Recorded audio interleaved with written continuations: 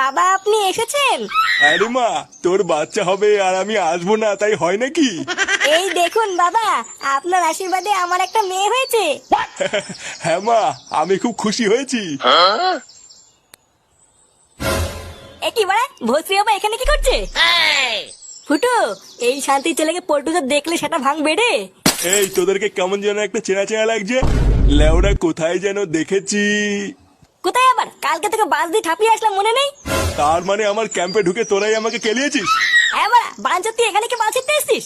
তা আসবে না, ভাতার হয়তো।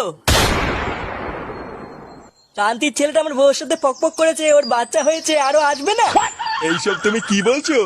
আমার তো মাথায় কিছুই ঢুকছে না। কি বলছি, শান্তির ছেলেকে যে বোঝো না না। বাড়া তোর জন্য আজকে আমার পাড়ায় আমার মান সম্মান চলে গেছে। সুধীর ভাই আমার বউর সাথে পকপক করে আবার আমার বাড়িতে এসেছিস, তোর এত বড় সাহস?